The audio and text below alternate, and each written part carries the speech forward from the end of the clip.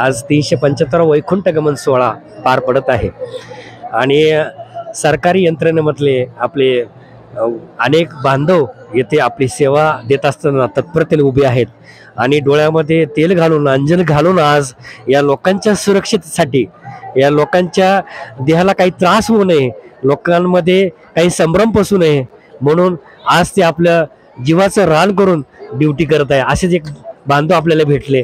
आज त्यांचं पण मनोगत आपण या वैकुंठ गमनाबद्दलचं जाणून घेऊयात.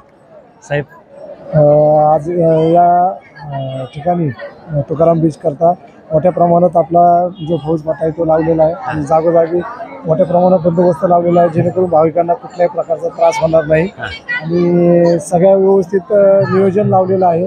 भाविकांची गर्दी भरपूर आहे. आम्ही बघतोय कालपासून मोठ्या प्रमाणात भाविक लांबून येते ते त्यांच्या नियोजनासाठी, बसण्यासाठी, त्यांना येण्या जाण्यासाठी कुठल्याही प्रकारच्या वाहतुकीच्या अडचण येणार नाही.